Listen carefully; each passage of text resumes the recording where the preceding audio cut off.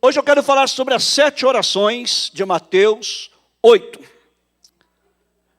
Neste capítulo 8 de Mateus, você encontra diversas orações que foram feitas a Jesus. Oração no seu sentido mais básico significa petição, uma petição a Deus. E você vai ver que aqui foram feitas diversas orações, 7 orações ao Senhor Jesus. Então eu não vou ler um texto específico, mas nós vamos ler vários versículos ao longo desta mensagem. Amém? As 7 orações de Mateus 8. Primeira é o clamor da miséria. Versículo 2, diz assim, que Jesus estava descendo do monte, grandes multidões o seguiram, e eis que um leproso, tendo se aproximado, adorou-o, dizendo, Senhor, se quiseres, podes purificar-me. A oração ou clamor da miséria. Por que miséria? Porque os leprosos eram considerados impuros. Era mais ou menos como se alguém tivesse AIDS nos dias de hoje. A maioria de nós pode dizer que não tem preconceito, mas muitos de nós temos preconceito com a pessoa aidética. E assim era nos dias de Jesus com relação aos leprosos. E não só isso, as pessoas tinham preconceitos, como a própria lei ordenava que os leprosos vivessem fora da sociedade. Eles não eram considerados dignos de viver em sociedade. Você pode imaginar você contrair essa doença e de repente você tem que deixar todos os seus amigos, os seus familiares, as pessoas que você ama e ir para um lugar retirado fora da sociedade. Você poderia conviver com outros leprosos. Você nunca mais poderia abraçar seus filhos, seu esposo, sua esposa, as pessoas que você gosta, nunca mais. A menos que você fosse curado, que era muito difícil, porque não havia uma cura para a lepra, só mesmo um milagre de Deus. Os leprosos, portanto, eram rejeitados. E esse leproso diz que ele, vendo que Jesus se aproximava, ele o adorou. Ele se prostrou diante de Jesus, reconheceu quem Jesus era e lhe implorou, dizendo, Senhor, se quiseres, podes purificar-me. Quem sabe você hoje está vivendo uma situação semelhante, uma situação em que você se considera rejeitado, que você se considera, as pessoas lhe veem como indigno, ou você mesmo se considera indigno. Esta foi a oração da miséria. E Jesus cura aquele leproso e vai mais adiante. E aí nos versículos 5 e 6 diz que, tendo Jesus entrado em Cafarnaum, apresentou-se-lhe um centurião implorando. E aqui vemos a segunda oração, o clamor da compaixão. Ele diz, Senhor, o meu criado jaz em casa de cama, paralítico, sofrendo horrivelmente. Esta é a oração da compaixão. Outra tradução diz, que ele diz assim, Senhor, o meu criado jaz em casa paralítico e violentamente atormentado. Não apenas estava paralítico, como estava sofrendo demasiado esse rapaz. Esta foi uma oração de intercessão. Não foi o próprio rapaz que estava doente, que pediu a Jesus para curá-lo, mas foi alguém que intercedeu por ele. Um centurião. Os centuriões eram oficiais do exército romano. Eram chamados assim porque geralmente tinham um grupo de 100 soldados, ou uma centúria, sob seu comando. Por isso eram chamados de centuriões. E esse centurião não era um judeu, ele não era parte do povo de Deus, mas ele era um homem temente a Deus. E ele intercedeu diante de Jesus pelo seu criado, pelo seu servo. Agora imagine, se Jesus ouviu a oração deste centurião romano, que não conhecia pessoalmente, quanto mais de Jesus, Deus ouvirá a oração dos seus escolhidos, que clamam a Ele dia e noite. A Bíblia diz também que a oração do justo muito pode em seus efeitos. Quando você ora, Deus ouve. Quando você ora por alguém, Deus ouve. E Deus é o Deus de amor e misericórdia que atende às nossas orações. Aí Jesus vai um pouco mais adiante, e agora nós vemos que aquele mesmo centurião diz para ele assim, olha, meu criado está paralítico nessa situação de muito tormento, muito sofrimento, e Jesus diz assim, eu vou até a tua casa, e eu vou curar o seu servo. Mas olha o que este homem diz para Jesus no versículo 8. O centurião respondeu, Senhor, não sou digno de que entres em minha casa, mas dize somente uma palavra, e o meu servo será curado. A oração ou o clamor da fé. Dize somente uma palavra. A Bíblia diz que a fé é o firme fundamento das coisas que se esperam e a prova das coisas que não se veem. Quando você vê, você não precisa de fé. Este homem, ele entendeu o princípio da fé. Ele falou, o senhor não precisa ir até a minha casa. Eu sei quem o senhor é. Eu sou um oficial do exército. Eu sei o que é ter autoridade. Eu sei o que é estar sob autoridade. Eu digo a um soldado, vai, e ele vai. Eu digo a outro, vem, e ele vem. E eu entendo que o senhor tem autoridade. Então, basta o senhor dizer somente uma palavra, e o meu servo será curado. A oração da fé gira em torno de uma única palavra, a palavra creio. Se você não crê, você está perdendo seu tempo em orar. Ou então você deve mudar a sua oração e pedir que Deus lhe dê fé. Houve uma ocasião que os discípulos chegaram para Jesus e lhe disseram, Senhor, aumenta-nos a nossa fé. Porque eles não tinham fé suficiente para crer no poder de Deus.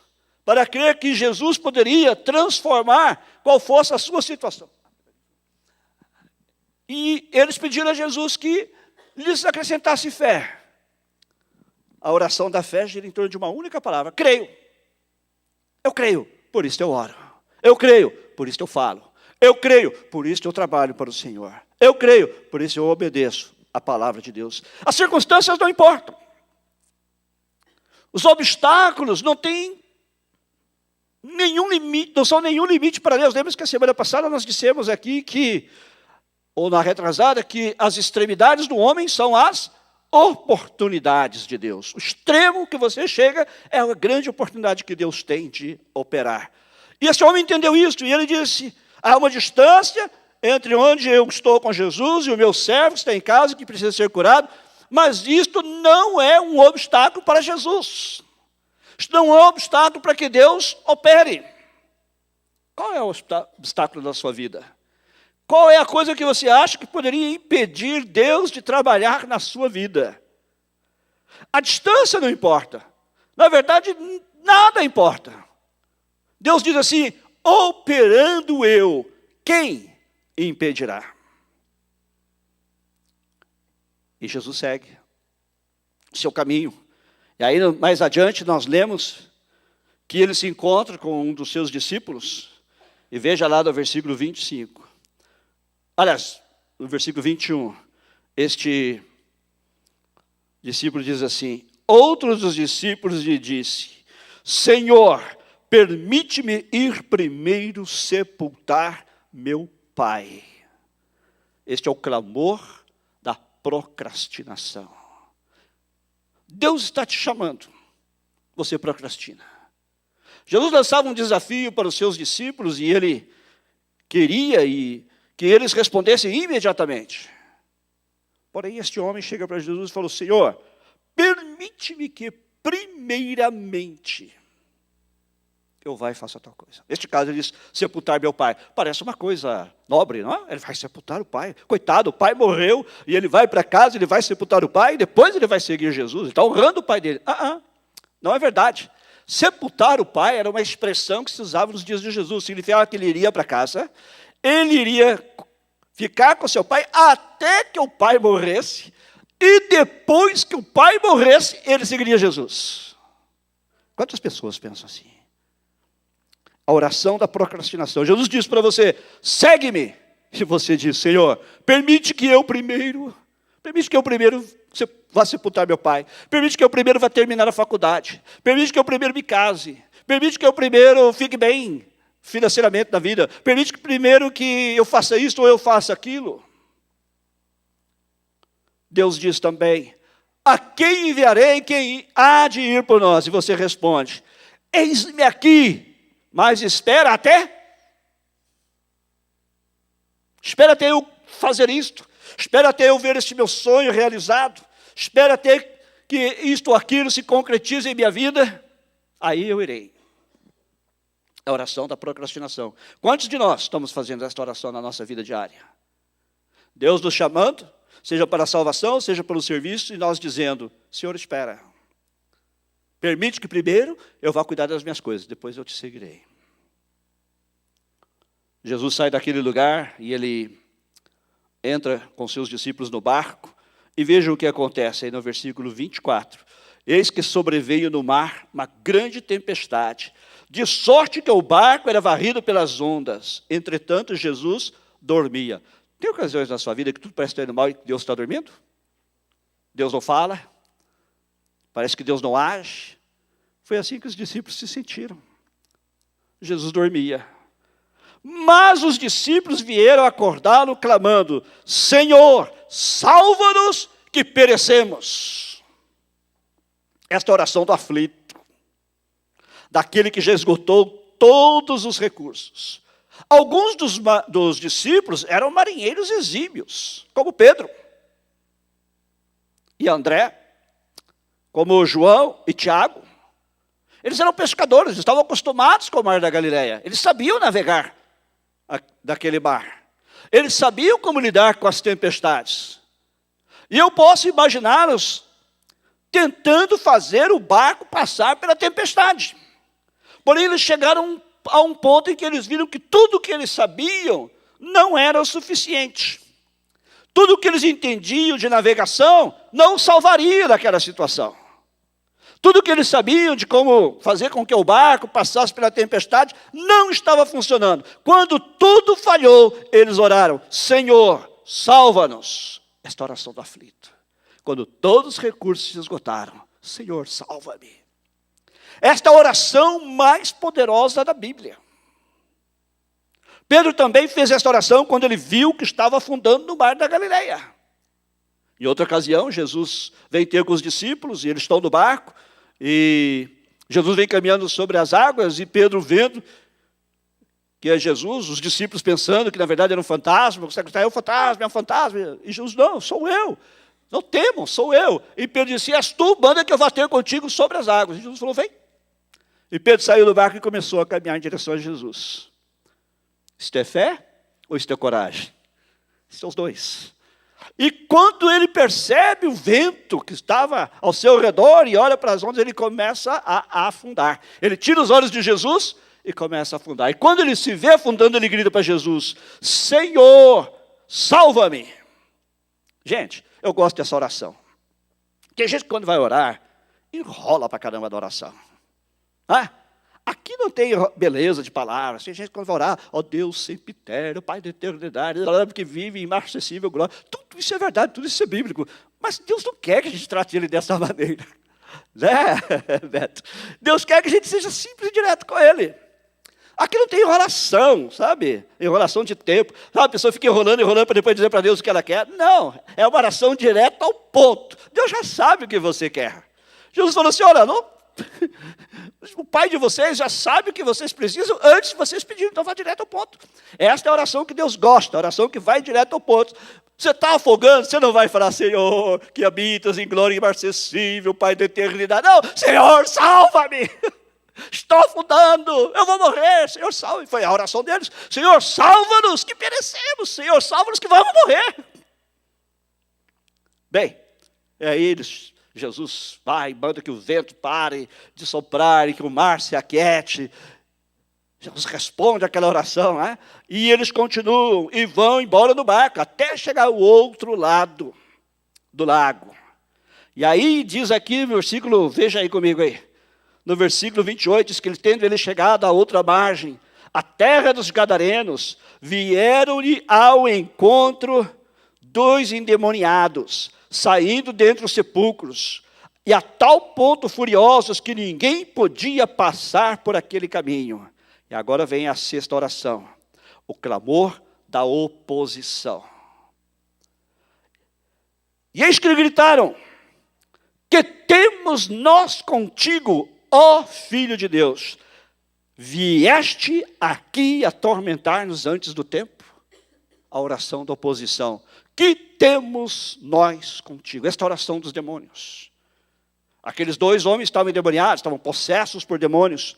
E quando aqueles demônios que vivem daquele homem veem Jesus se aproximando, sabendo quem ele é, sabendo que ele veio para destruir a obra do diabo, eles olham para ele e falam assim: que temos nós contigo? Que temos nós contigo? É a oração dos demônios, mas também esta é a oração daqueles que não querem nada com Deus. Que tenho eu contigo? Deus os incomoda. Jesus os incomoda. Porque Deus coloca em xeque o seu estilo de vida. Jesus coloca em xeque o seu estilo de vida. Há muitos ateus que escrevem livros, poesias contra Deus, com raiva de Deus, com ódio de Deus. Se você é ateu, como é que você vai ter raiva de Deus? É porque Deus incomoda. No fundo, eles não são ateus. Eles não querem admitir. Eles estão como estes demônios, em oposição a Deus. Por isso, quando se fala de Jesus, isso nos incomoda. E há muitas pessoas assim. E Jesus continua caminhando com seus discípulos. E aqueles demônios estavam ali, eles saem por ordem de Jesus, daqueles dois homens, e entram nos porcos que estavam ali. Os porcos se atiram do mar, dá um prejuízo terrível para os donos dos porcos, né? E aí no versículo 34 diz assim: então a cidade toda saiu para encontrar-se com Jesus. E vendo-o, e aqui vem a sétima oração, o clamor da rejeição. Vendo-o, lhe rogaram que se retirasse da terra deles. Fizeram uma oração, suplicaram para que Jesus saísse da terra deles. Para que Jesus não mais permanecesse ali. Esta é a oração da rejeição. Esta é a oração dos que rejeitam Jesus. Tem aqueles que se opõem a Jesus. Mas para esses há esperança. Mas a oração daqueles que rejeitam Jesus. Diferente do caso anterior, daqueles que se opõem a Jesus, neste caso aqui, a mera presença de Jesus os incomoda. E eles pedem que ele saia das suas vidas. Pedem que ele não tenha nada a ver com eles. Agora, interessante, como é que Jesus respondeu cada uma destas orações? Primeiro, note que Jesus respondeu todas estas orações. Jesus respondeu a todas elas. Primeira oração, ou clamor da miséria. O homem clamou a Jesus dizendo: Senhor, se quiseres, podes purificar-me. Jesus purificou aquele homem. E o restaurou à sociedade. Jesus não apenas lhe deu a cura física, mas Jesus também restaurou as relações sociais daquele homem. Jesus restaurou o seu senso de alto valor. Jesus restaurou a sua dignidade. É isso que Jesus faz. Talvez você esteja aqui nesta noite e esteja se sentindo uma pessoa sem valor. Talvez você esteja aqui e esteja sentindo que você não está bem, que você perdeu a sua dignidade, ou que as pessoas o rejeitam e o colocam para fora, como faziam com os leprosos. Jesus está aqui nesta noite para restaurar a sua dignidade. Jesus está aqui nesta noite pronto para restaurar o alto valor. Você foi criado à imagem de Deus e você tem valor para Deus. Amém? Jesus purificou o homem e restaurou não apenas a sua saúde, mas restaurou também suas relações pessoais e sociais. Imagina a alegria daquele homem quando ele vai para casa e agora ele pode abraçar a sua esposa. pode abraçar seus filhos, pode abraçar os amigos, pode dizer: Jesus me curou. Mas Jesus não apenas tirou a lepra que estava em mim, no meu corpo, mas além disso também Ele restaurou a minha vida e o meu valor pessoal. Eu agora sou alguém. Eu sou alguém por causa de Cristo. Amém? Glória a Deus. E a segunda oração, como é que Jesus respondeu? O centurião pediu: Senhor, meu servo está em casa, e ele está paralítico, de cama, sofrendo horrivelmente. Jesus respondeu essa oração. Como? Jesus curou o servo. Jesus curou o servo. Ele respondeu à intercessão. Não desista de orar por aqueles que você quer ver bem. Não desista de orar pelas pessoas que lhe são caras. Não desista de interceder por elas, porque Deus ouve a nossa intercessão. Você diz: mas é caso perdido. Caso perdido para você. Ah, mas os médicos já disseram que não tem jeito. É caso perdido para os médicos. Ah, mas o advogado falou que não tem solução. É caso perdido para o advogado. Mas não para Deus. Porque com Deus todas as coisas são possíveis. E para Deus não há impossíveis. Amém? Se você crê na palavra de Deus, diga glória a Deus. Diga amém. E agora acorde o irmão que está do seu lado que não está falando. Dá o toque nele e fala amém. Para ele acordar. Para Deus não há impossíveis. Não desista de orar. Não desista. E a terceira oração, feita por este mesmo homem, quando Jesus diz: eu irei curá-lo. Ele fala: não, Senhor, eu não sou digno de que entres em minha casa. Mas apenas dize uma só palavra, e o meu servo será curado. Como Jesus respondeu a esta oração? Ele falou uma palavra de cura e libertação. Falou: diz somente uma palavra. Bons, assim como Deus não está se importando se você ora bonito, perde tempo, Deus também não perde tempo, não. Quando Ele age, nada pode impedi-lo de agir. Acabei de falar sobre isso. E Ele vai direto ao ponto, amém? Ele vai direto ao ponto. Qual era o ponto? Que o moço estava doente. Ele precisava de cura. Jesus até quis até lá, embora ele não precisasse. Tanto é que o centurião reconheceu. Jesus não precisava estar presente fisicamente para que a cura fosse operada. E ele reconheceu e disse: Senhor, diz somente uma palavra. Não precisa falar muito. Basta uma palavra do Senhor. E ele será curado. Outra ocasião também, alguém se aproximou de Jesus, um cego, e falou para Jesus: Jesus, se queres, podes curar-me, podes dar-me a vista. E a resposta de Jesus foi: filho, eu vou te curar, porque eu tenho todo o poder no céu e na terra, porque eu sou o Filho de Deus, eu sou o Messias de Israel. Mas Jesus falou: quero. E na mesma hora os olhos do homem se abriram. Basta uma palavra. Basta uma palavra de Jesus. Basta uma palavra de Deus. E ele também elogiou a fé do centurião. Ele disse: olha, nem em Israel eu achei tamanha fé. Nem entre aqueles que supostamente eram o povo de Deus, ele havia encontrado tamanha fé. Creia na palavra de Deus. Creia que se aquilo que Deus diz que será, será. Creia que aquilo que Deus diz que é assim, é assim. Não adianta você dar voltas, não adianta você enrolar, não adianta você querer fazer diferente. Quando Deus diz será, será. E não adianta também oposição. Porque quando Deus decide fazer alguma coisa, nada o impedirá de agir. Mas se ele também disser, é assim, faça do jeito que ele diz. E creia do jeito que ele diz que é. E a quarta oração, como é que Jesus respondeu?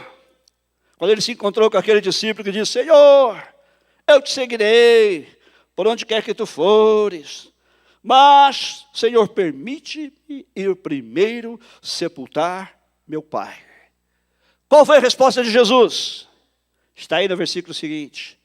Segue-me e deixa os mortos os sepultar os seus próprios mortos. Segue-me. Da chamada de Deus para a salvação, quando Deus chama alguém à salvação, não pode haver nada mais urgente. A Bíblia diz assim: hoje, se ouvirdes a sua voz, não endureçais o vosso coração.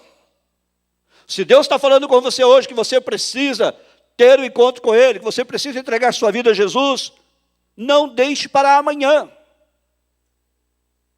Não deixe para depois.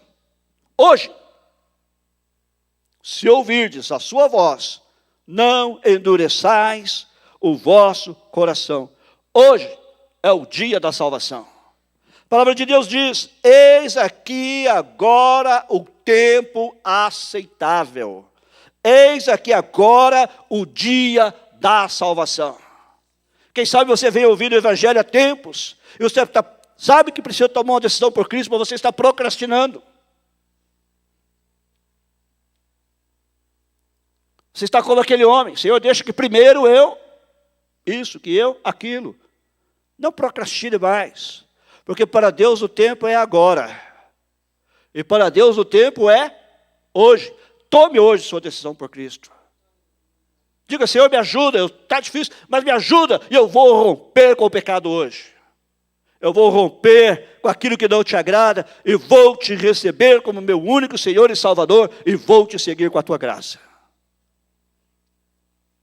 Quando Mateus ouviu a chamada de Jesus: segue-me, exatamente o que Jesus disse para este homem, ele imediatamente deixou o seu trabalho e o seguiu. A Bíblia diz que ele levantou-se de onde ele estava e ele seguiu a Jesus. Não é amanhã, não é depois, é hoje e é agora. Mas também na chamada de Deus para o serviço, não pode haver nada mais urgente. Há uma chamada de Deus para a salvação, mas também há uma chamada de Deus para serviço. Hoje estava conversando com dois irmãos que querem se tornar membros da igreja, nós estávamos falando sobre isso, que a nossa igreja, você vai servir em algum ministério de acordo com os dons que Deus lhe deu. E há muitos ministérios nessa igreja nos quais você pode servir. E quando Deus nos chama para servi-lo, e para servir as pessoas, para servir os irmãos, não pode haver nada mais urgente.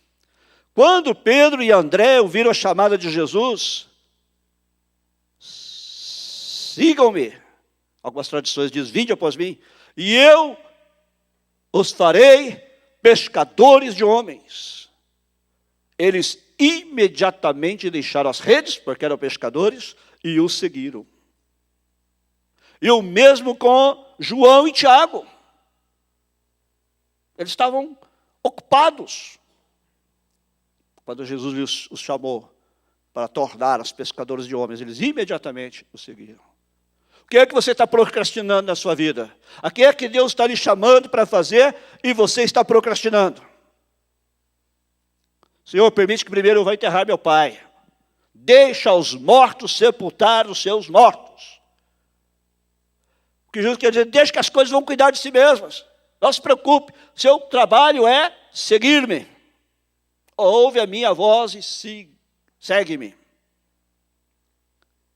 O que é que você está procrastinando? O que é que Deus está lhe pedindo para fazer que você está procrastinando para fazer? O que é que Deus está lhe pedindo para dizer e você está procrastinando para dizer? Qual é a decisão que Deus está pedindo que você tome e você está procrastinando para tomar? A chamada de Deus para a salvação não pode haver nada mais urgente. E da chamada de Deus para o serviço, para o ministério, não pode haver nada mais urgente. E a quinta oração, como Jesus respondeu? Como é que Jesus respondeu a oração dos discípulos que estavam lá, quase morrendo afogados? Como é que Jesus respondeu o clamor do medo, a oração do medo? A Bíblia diz aí que Jesus repreendeu os ventos e o mar, e seguiu-se uma grande bonança. Jesus ouve nossas orações em meio às tempestades da vida.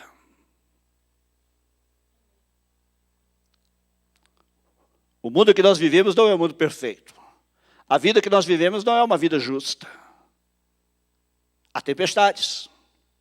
Há 4 tipos de tempestades em nossas vidas. Outro dia eu vou falar mais detalhadamente sobre isso. Há 4 tipos de tempestades em nossas vidas. Primeiro, as tempestades causadas pelo inimigo das nossas almas, o diabo. O diabo está sempre procurando causar tempestade na sua vida, para desviar o seu foco de Deus. Segundo, as tempestades causadas por Deus. Lembra-se de Jonas? Tentou fugir da presença de Deus, ao chamado de serviço, e Deus mandou uma tempestade no mar. Deus também provoca tempestades para nos chamar a atenção. Para nós reconhecermos quem Ele é e reconhecermos o seu chamado. Em terceiro lugar, as tempestades causadas pelos homens. Homens que criam problemas para nós, que criam situações difíceis para nós. Seja por oposição ao Evangelho, seja por simples oposição a nós, como pessoas. Há também tempestades que são causadas pelos homens. E também há 4 tipos de tempestades, as tempestades causadas por nós mesmos.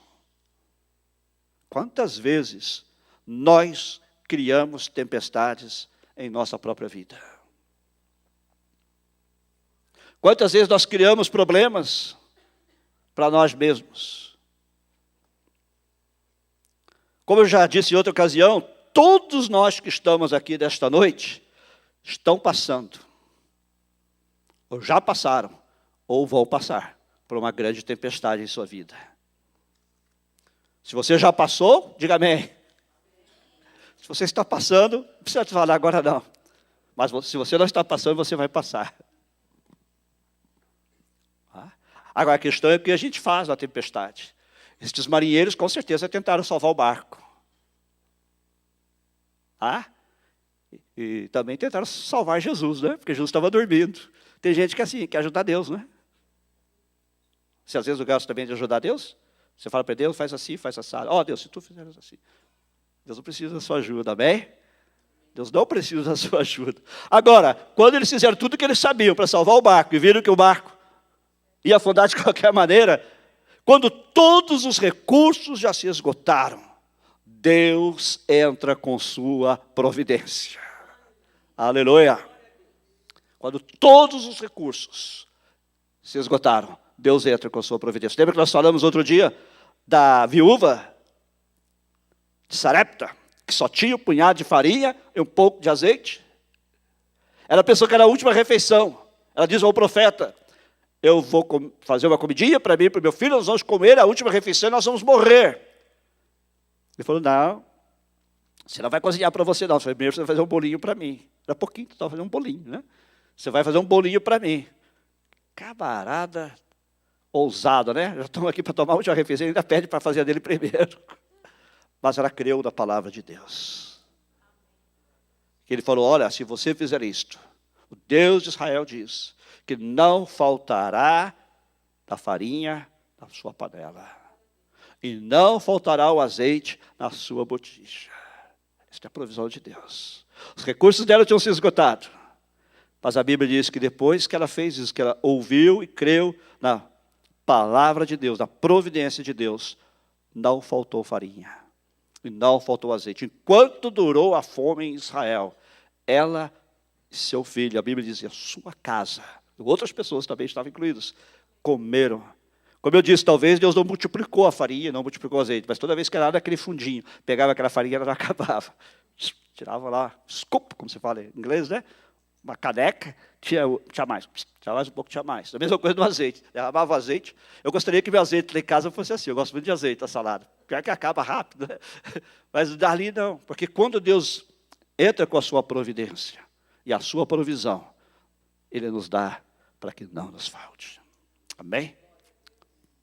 Bem, e a sexta oração, como é que Jesus respondeu? Quando aqueles demônios viram Jesus e eles falaram para ele: que temos nós contigo? O que Jesus disse para eles? Jesus disse: ide, vão. Só uma palavra também. Vão. E eles saíram daqueles homens, entraram nos porcos, e os porcos se atiraram no abismo e morreram afogados no mar. Eu vou lhe dizer uma coisa nesta noite. Deus respeita aqueles que se opõem a Ele.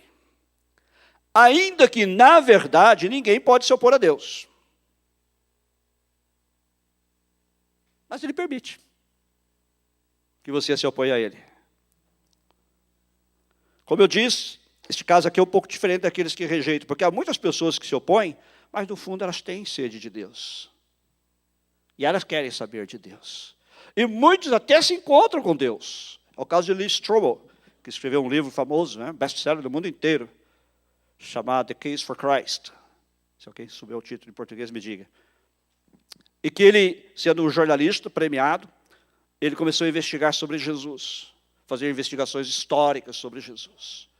E ele chegou à conclusão, para ele fosse ateu, de que Jesus é realmente quem ele diz ser. E ele se converteu. E como ele, há muitos outros ateus que se converteram, porque foram honestos. Embora em oposição a Deus, eles se abriram para a verdade de Deus. Agora, tem aqueles que realmente se opõem e não querem saber. Porém, é interessante notar que muitos que se opõem hoje a Deus gostariam de passar a eternidade com Ele nos céus. A estes, Jesus dirá: nunca vos conheci. Apartai-vos de mim, vós que praticais a iniquidade. Você não quer viver com Deus na terra, mas você quer viver com Ele no céu. Não dá. Não dá. Você tem que fazer uma escolha agora. Muitos vão dizer a Jesus: Senhor, Senhor, isto e aquilo. Apartai-vos de mim. Para longe de mim. Vocês que praticam iniquidade. Eu não os conheço. E a sétima oração? A oração da rejeição. No versículo 34, toda a cidade saiu para encontrar-se com Jesus e lhe rogaram que se retirasse. O que Jesus fez? Ele se retirou. Ele se retirou. O versículo 1 do capítulo 9 diz assim: entrando no barco, Jesus passou para outra margem e chegou à sua cidade. Jesus é um perfeito cavalheiro. Quando convidado a se retirar, ele se retira. Da mesma maneira que quando você o convida para entrar, ele entra. Deus jamais forçará você a servi-lo. Jesus hoje está à porta e diz: se alguém ouvir a minha voz e abrir a porta, eu entrarei em sua casa. Com ele cearei e ele comigo. Alguém, famoso pintor, leu esta passagem na Bíblia e ele pintou um quadro muito lindo. Você já deve ter visto em vários lugares. De Jesus à porta, batendo. E o amigo daquele pintor olhou e falou: interessante este quadro. Você esqueceu de pintar o trinco da porta. Ele disse: não, eu não me esqueci. Esta porta é a porta do nosso coração. Ela só tem trinco por dentro. Eis que estou à porta e bato. Se alguém ouvir a minha voz, entrarei. Você pode abrir o coração. Ele não vai forçar a entrar. Para encerrar, eu quero lhe perguntar esta noite: qual é a sua oração esta noite? Qual é a sua oração? Sua oração é o clamor da miséria? Senhor, se quiseres, podes tornar-me limpo. Você se sente rechaçado e rejeitado pelos homens. Você sente que você não tem valor. Você sente que você perdeu a sua dignidade. Você não se sente reconhecido. Jesus está aqui para restaurar a sua dignidade. Para dizer que para Ele, sim, você tem muito valor. Ele deu a vida por você. Sua oração é a oração da compaixão, o clamor da compaixão. Senhor, o meu criado jaz em casa paralítico e violentamente atormentado. Talvez você esteja orando por alguém, ou você esteja intercedendo por alguma situação. creia que Jesus ouve a sua oração. Ele está aqui nesta noite para ouvir o seu clamor. A sua oração é a oração, o clamor da fé. Senhor, dize somente uma palavra. Exerça a sua fé nesta noite. Creia no poder de Deus. Creia na capacidade de Deus de mudar a situação que hoje lhe atormenta. Que hoje para você é um problema. Ou a sua oração é o clamor da procrastinação. Senhor, permite-me que primeiramente pare de procrastinar. Diga, Senhor, eis-me aqui. Envia-me a mim. Ou se você está ouvindo o chamado de Jesus, está batendo a porta, dizendo, se alguém ouvir a minha voz e abrir a porta, abra a porta hoje do seu coração. Permita que Jesus entre. Ou se a sua oração é o clamor do medo. Você está numa situação que você já esgotou todos os recursos, como aqueles marinheiros. Senhor, salva-nos que perecemos. Senhor, salva-me. Ele estenderá a mão para você. Ou quem sabe a sua oração é a oração da oposição, o clamor da oposição. Que temos nós contigo. Para de resistir. Para de resistir. Ele não vai forçar você. Mas se você abrir a porta, se você permitir que ele entre, você vai viver a vida que você vai começar a viver a partir de então. Será muito melhor que a vida que você experimentou até agora. Ou talvez sua oração seja a oração da rejeição. Rogaram-lhe que se retirasse. Hoje você tem a oportunidade de fazer uma decisão. De pedir que ele se retire. Ou de pedir que ele permaneça. Amém? Quando Jesus ressuscitou, ele se encontrou com alguns discípulos dele, mas que não o reconheceram. De madrugada, eles não o reconheceram. Aliás, era escuro, né? Anoitecendo. E eles caminharam com ele por um tempo na estrada e viram que estava cada vez mais escuro, era hora de comer, né? E viram que ele estava com gente que ia continuar. E eles lhe disseram, Senhor, eis que já se faz tarde. Fica conosco, Senhor. Você pode fazer essa oração hoje também. Senhor, eu tenho andado por aí, eu tenho andado no escuro. Já se faz tarde, mas fica comigo. Entra na minha casa. Entra na minha vida hoje. Inclina a sua cabeça, feche seus olhos. Qual é a sua oração nesta noite? E se você tem uma necessidade, nós vamos cantar agora essa música de novo, que fala que o Espírito de Deus está aqui nesta noite.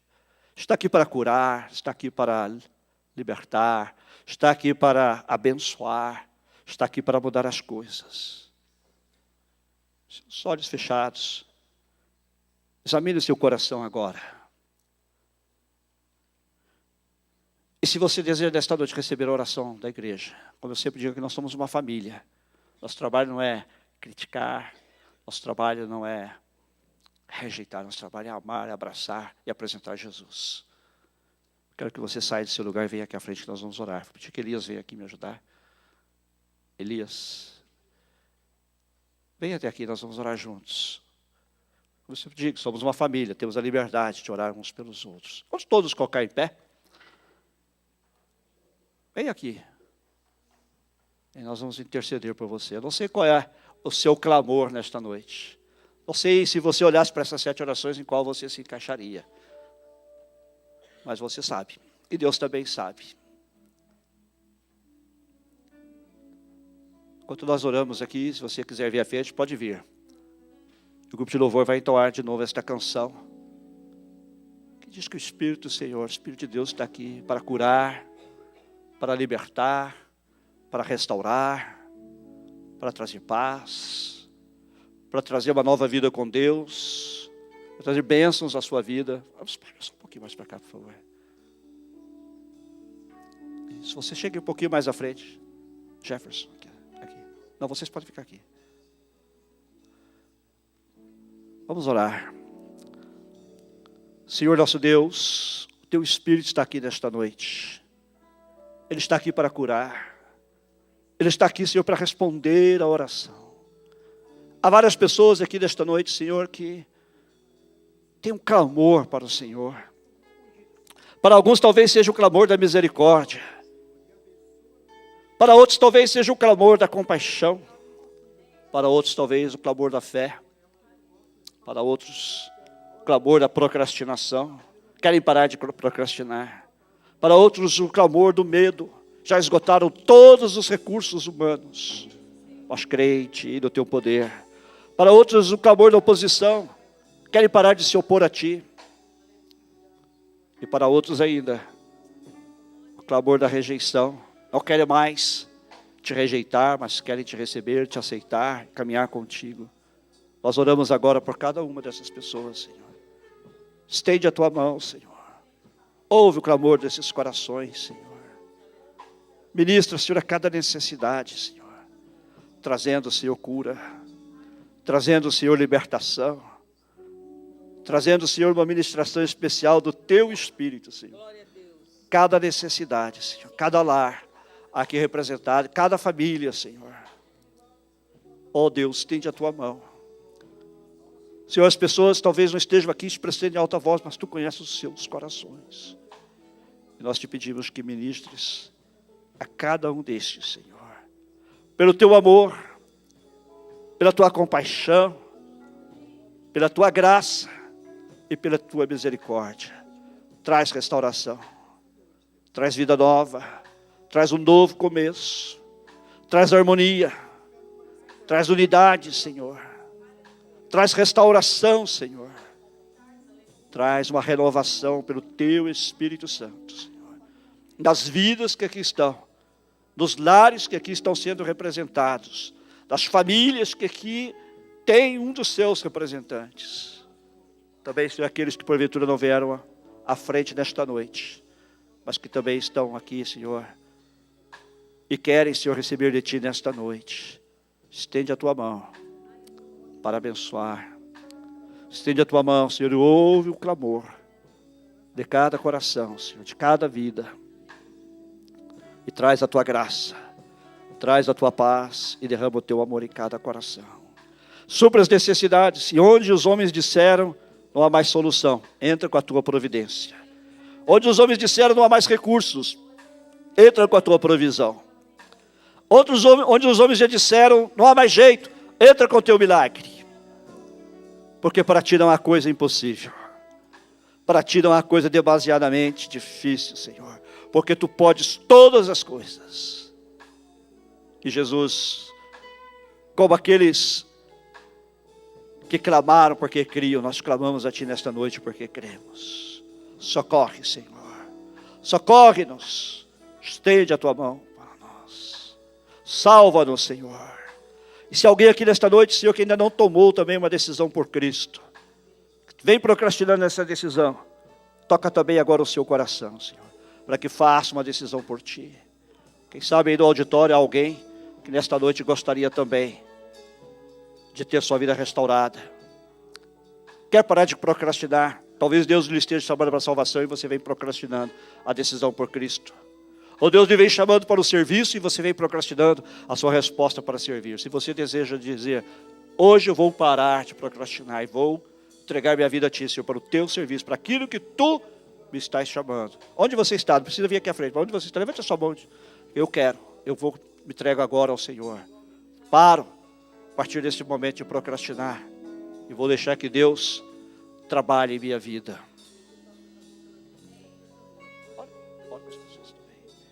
Senhor nosso Deus, nós Te louvamos, nós Te bendizemos por este tempo maravilhoso da Tua presença, Senhor, em Teu nome, Senhor.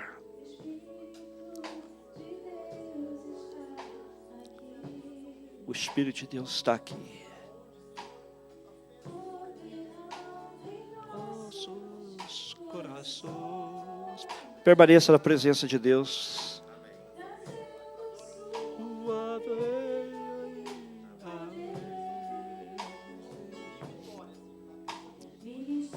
Do Sua graça e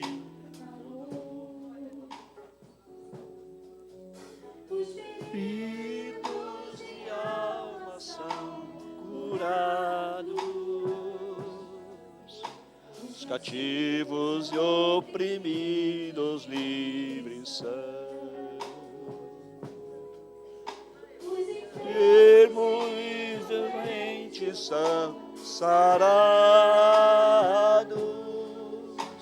O Espírito de Deus está aqui.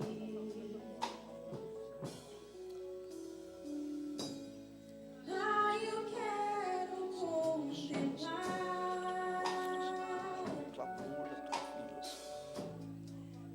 tua glória e majestade. Ouve a sua oração, Senhor.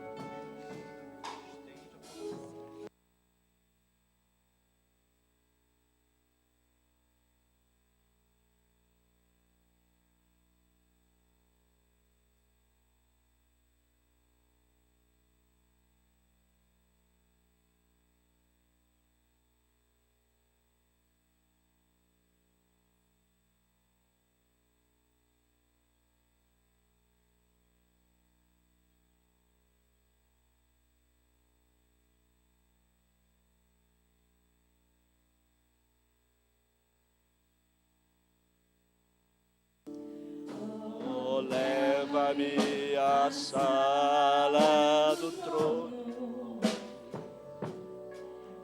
no novo e vivo caminho. Sangue de Jesus, eterno sumo sacerdote.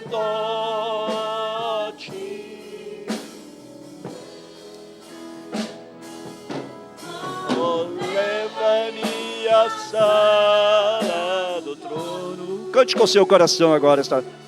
Faça esta música, sua oração. Adorar, Senhor. Oh, leva-me à sala do trono. A te adorar, Senhor.